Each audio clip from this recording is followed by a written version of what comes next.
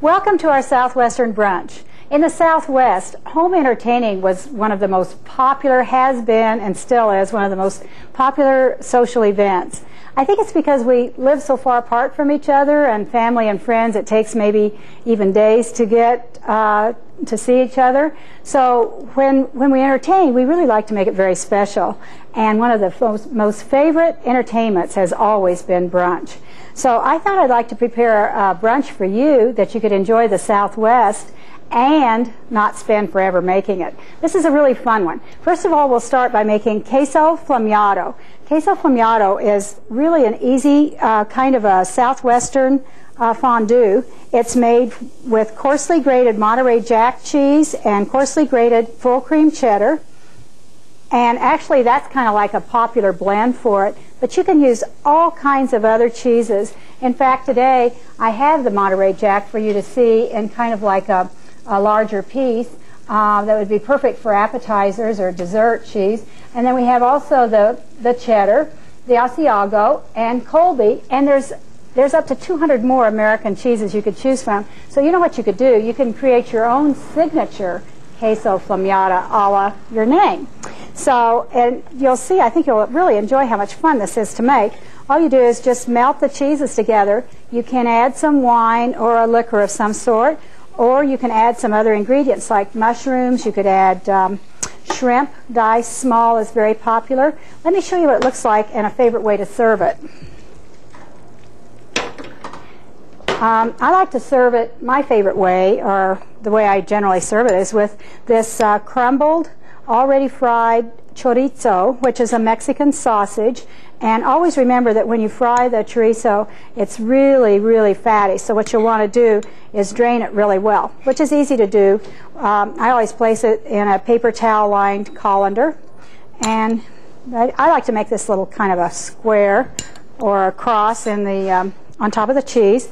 And then we add some jalapenos. Chilies and cheese were really meant for each other. There's just all kinds of different ways that that you can combine chilies and cheeses. You could have even put the chilies in there. You can buy chili and cheeses together. You can always also buy even a salsa cheese.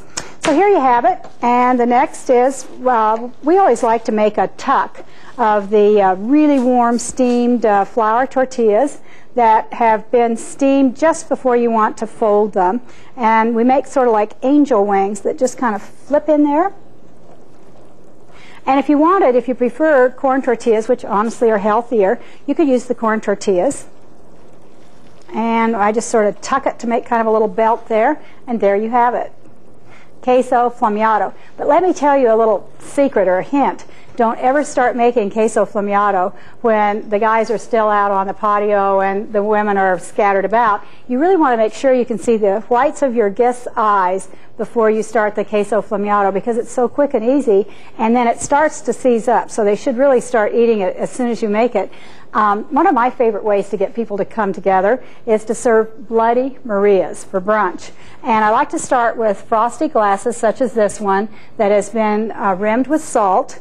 And I place the ice cubes in it already. And to make a Bloody Maria, the Maria part comes from tequila instead of vodka, and it's made by combining the tomato juice. Here I'm using a combination tomato and vegetable juice, and I'm just adding the tequila, Worcestershire, seasoned like celery salt, and some liquid pepper sauce. You could use your favorite combination of however you like to make Bloody Marys, and then just kind of whisk it together.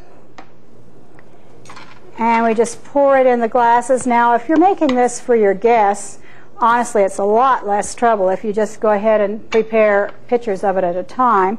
And a favorite, one of my favorite garnishes that's a little different than the celery stalk and so on, is I like to make these cucumber curls. And you make them the night before, and sometimes they just don't like to cooperate. And how you make them is you take a cucumber that's unpeeled and use a very sharp knife and just kind of cut along, and then you curl it around your finger and pierce it with a toothpick. Sometimes they're super cooperative, and sometimes it's like a bad hair day. They just don't want to stay curled. So here we go, and you can just kind of prop it up, and there's your Bloody Maria.